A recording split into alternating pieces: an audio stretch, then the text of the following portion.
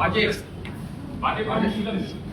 দেখুন, বাজেটে সরকার সরকারি কর্মচারীদের একটা যে দীর্ঘদিনের বঞ্চনার ডিএ 20% ইনক্রিজ করেছে, কিন্তু সমকাজের সমবেতনের যেটা পর্যায়ে আছে সেক্ষেত্রে কিন্তু আর যারা কন্ট্রাকচুয়াল সরকারি কর্মচারী যারা ছিলেন, যারা কন্ট্রাক্টে ছিলেন, সরকারি কাজ করতেন, তাদের সেভাবে দিশা দেখাতে পারে। কিন্তু এই সরকার যখন বিরোধী দলের আসনে ছিল, তারা বলেছিলেন ক্ষমতায় আসলে কেন্দ্রীয় সমহারে ডিএর ব্যবস্থা করা হবে, সেটা দিয়ে আজকে ব্যর্থ। শুধু তাই নয়, সিভিক ভলেন্টিয়ার থেকে শুরু করে আশাকর্মী যারা আছে তাদের কিছু হয়তো সাম্মানিক বাড়ালেও আমরা যদি আশাকর্মীদের বিভিন্ন রাজ্যে দেখি, তাদের ক্ষেত্রে যে যারা যে সাম্মানিক পায়, আমাদের রাজ্যে সেই অর্থ পায় না। এবং সিভিক ভলেন্টিয়াররা কোনো অংশে একটা কনস্টেবলের থেকে কম কাজ করে না, তাদের যে সাম্মানিক বাড়ানো হচ্ছে সেটা আমাদের কাছে কম হচ্ছে। দীঘায় যখন জগন্নাথ মন্দির বা জগন্নাথ ধাম বা নিউ টাউনে বিগত সরকার যে দুর্গাঙ্গন করার পরিকল্পনা নিচ্ছিল, বর্তমান যারা শাসকে আছে তারা তখন বিরোধীরা আসনে ছিল, তখন তারা বলেছিল যে রাষ্ট্রীয় টাকা বা জনগণের ট্যাক্সের টাকা থেকে এই ধরনের ধর্মকর্ম কাজ করা যায় না। আর আমরা দেখছি এই বাজেটে বিভিন্ন ধর্মস্থানে সংস্কার থেকে শুরু করে বিভিন্ন প্রজেক্ট হচ্ছে, ঘুরে ফিরে সেই মানে জাস্ট মানুষই এক তো শুধু ড্রেসটা চেঞ্জ করাচ্ছে না দেখতে পাচ্ছি। যে বিষয়টা লক্ষ্য রাখছি, অনেক প্রতিশ্রুতি দিয়েছে এখানে, ব্লু ইকোনমির কথা বলেছে, সুনীল অর্থনীতির কথা বলেছে, অর্থশাস্ত্রীদের কথা বলেছে, কিন্তু বাস্তবিক অর্থে এটা কতটা রূপ পাবে সেটা এখন কোনো দ্বিধাদ্বন্দ্বের মধ্যে আছে। কারণ আমরা দেখেছি অলরেডি সমতলে যেভাবে দু একটা শিল্পপতি গোষ্ঠী কন্ট্রোল করছে, এই ব্লু অর্থনীতির কথা চাপিয়ে সুনীল অর্থনীতির কথা বলে এবারে কি জলটাকেও দখল নেবে, সেই দুটো একটা কোম্পানিকে বরাদ দিয়ে সবটাই কন্ট্রোল নেবে না।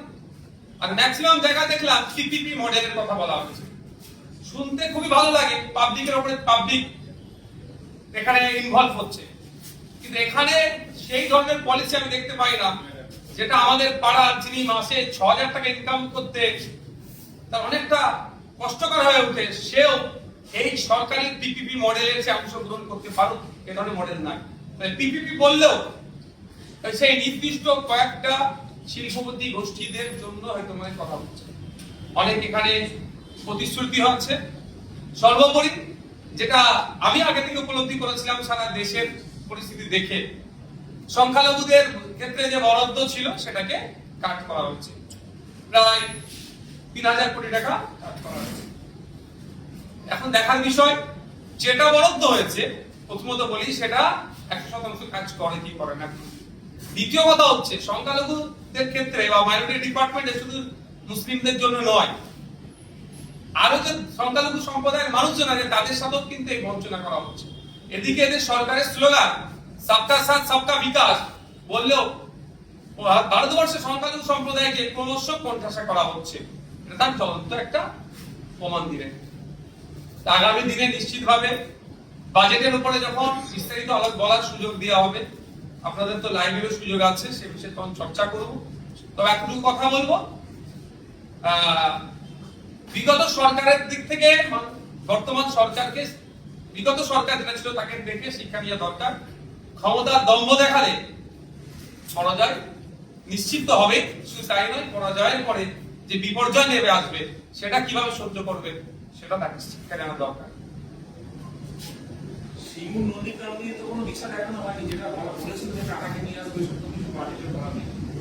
গভর্নর স্পিচের উপরে নন্দীগ্রামকে নিয়ে চর্চা হয়েছে, সিঙ্গুরকে নিয়ে চর্চা হয়েছে, নন্দীগ্রামের জন্য শুধুমাত্র একটা ব্রিজের নির্মাণের কথা উল্লেখ আছে।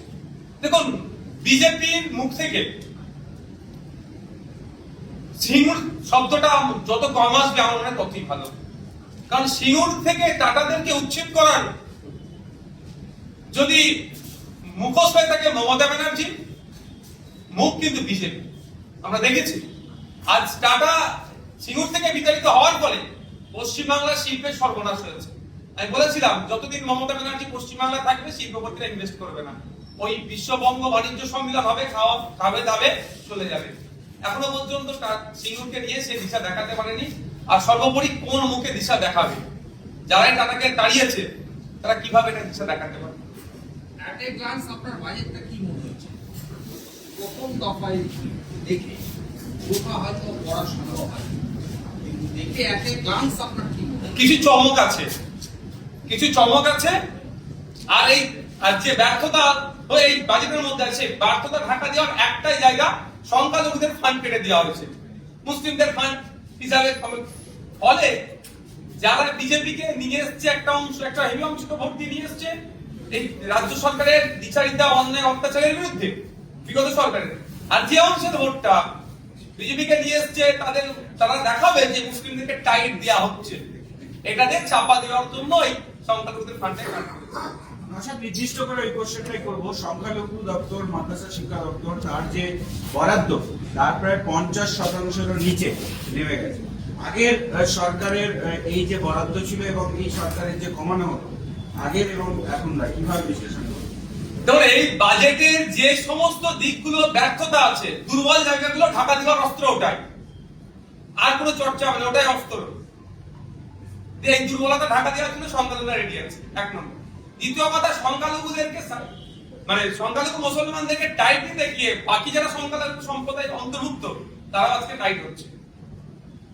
তৃতীয়ত, যে বাজেটটা আজকে রেখেছে একটু আমি চরম বিরোধিতা করছি, কারণ প্রত্যেকটা ডিপার্টমেন্টের বাজেট বাড়লো, সংখ্যালঘু ডিপার্টমেন্টের বাজেট কমে গেল, এটা আমি চরম বিরোধিতা করছি এবং এটা নিয়ে বিবেচনা যাতে করা হয় সেটারও আমি চর্চা করব। 3 নম্বর যে বিষয় যেটা থাকছে সেটা হচ্ছে যে বাজেট বরাদ্দ হয়েছে সেটাও যদি 100% কাজ করে সেটাও কিন্তু উপরি পাওনা হবে। কারণ এটুকু আমি বলে দিই, লাস্ট ফিনান্সিয়াল ইয়ারে 5,500 কোটি টাকার উপরে সংখ্যালঘুদের স্বার্থে বরাদ্দ ছিল তৃণমূল পরিচালিত সরকারের। কিন্তু তথ্য তুলে দেখা যাবে লাস্ট 4টি যদি আপনি অর্থবর্ষ দেখেন 50% এরা খরচে কভার করেনি যা বরাদ্দ থাকে।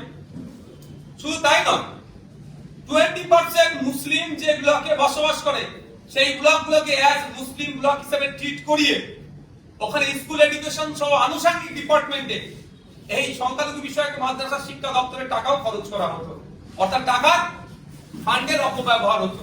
আমি আশা করব এই সরকারের কাছে যে ফান্ডের অপব্যবহার না হয়, মিসম্যানেজমেন্ট না হয়, যে ফান্ড যার জন্য বরাদ্দ হয়েছে হেড টু হেড সেটা খরচ করা হোক এবং এটা এই বৈষম্যের হাত থেকে, বঞ্চনার হাত থেকে বাংলার মানুষ সহ সংখ্যালঘুদেরকে মুক্ত দেওয়া হোক। কারণ গভর্নর স্যার তার স্পিচে বলছে আপনার ধর্মনিরপেক্ষতার চরিত্র বজায় রাখার কথা। যদি ওটাই হয় এবং প্রত্যেকটা ধর্ম জাত বর্ণের ঊর্ধ্বে গিয়ে একটা গুড গভর্নেন্স উপহার দেওয়ার কথা বলছে, তো এখানে নির্দিষ্ট করে সংখ্যালঘু সম্প্রদায় মুক্ত যারা আছে তাহলে সরকারের দ্বারাই তারা বৈষম্যের শিকার হচ্ছে। আর এই সরকার সংবিধানকে সামনে রেখে শপথ নিচ্ছে। আশা করবো সংবিধান সম্মত কাজ করবে, সংবিধান যে রাইটস গুলো দিয়েছে একজন সাধারণ নাগরিকের উপরে, একজন সংখ্যালঘুর উপরে, একজন এসটি এসসির উপরে, সেটা যাতে যথাযথ ফুলফিল হয় সেটা নজর রাখবে। বিজেপি বহুবার পরিযায়ী শ্রমিক নিয়ে অনেক সমালোচনা হচ্ছে আগের সরকারে, এই বাজেটে কি পরিযায়ী শ্রমিকদের নিয়ে কোনো দিশা দেখানো হয়েছে? এখানে নতুন কলকারখানা তৈরি হবে, কর্মসংস্থান তৈরি হবে পরিযায়ী শ্রমিকদেরকে সাথে খাটাতে ওরা এখানে কাজ করবে, কিন্তু এখনই তো এটা সম্ভব নয়। আজকে বললি কালকে একটা এখানে কোম্পানি আসবে, শিল্পপতি গোষ্ঠী আসবে, ইনভেস্ট করলো, কালকেই সেটা হয়ে যায় না, সময় লাগে। এই মুহূর্তে পরিযায়ী যারা আছেন তাদের বিভিন্ন ভাবে ভিন রাজ্যে যারা আছে তাদের প্রোটেকশন দেওয়ার ব্যাপারে কোনো শব্দ খরচা করলেন না। কিন্তু inter state migrant labour act আছে 1979, এক্সাক্ট সালটা মনে পড়ছে না, inter state migrant workman labour act আছে। সেই অনুযায়ী যে আমার রাজ্য থেকে একজন শ্রমিক ভিন্ন রাজ্যে যাচ্ছে তার সমস্ত রকমের নিরাপত্তা থেকে শুরু করে চুক্তি যেটা সেটা যাতে ফুলফিল করে, ভিন রাজ্যের সাথে কেমন যোগাযোগ থাকবে, ভিন রাজ্য থেকে আমাদের রাজ্যে যদি কেউ কাজ করতে আসে তার ক্ষেত্রে আমরা সেই সিকিউরিটি দেবো, নিরাপত্তা দেবো, সে নিয়ে কিন্তু কোনো চর্চা হলো না।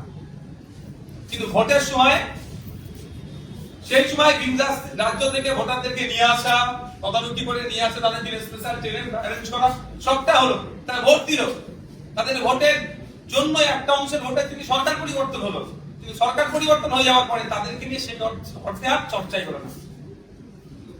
দেখা গেল কি রাস্তার নাম পরিবর্তন করা এই বিষয়ে দেখো, যারা ডাস্টবিনের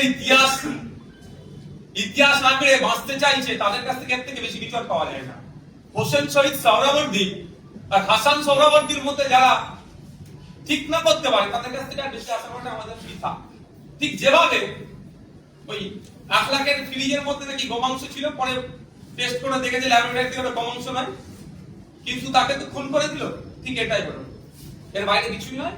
সংখ্যাগরিষ্ঠ যেখানে সংখ্যালঘু সম্প্রদায়ের মানুষ একটু বেশি বসবাস করে, সেই জায়গাটায় নামটা পরিবর্তন করলো, কাকার নাম হলো কি আর চাচার নাম হলো, ব্যাপারটা নয়, পরিবর্তন করে এই যারা উগ্র মানসিকতা নিয়ে চলছে তাদেরকে একটু অক্সিজেন দিল।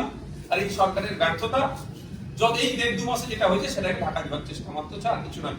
আমরা আশা করবো, আমরা চিফ মিনিস্টারকে চিঠি করব যে অবিলম্বে যে হাসান সোহরাওয়ার্দীর যে অবদান, সে অবদানকে স্বীকৃতি দিয়ে তার নামটা পুনরায় আবার সেখানে ফিরিয়ে আনা হবে।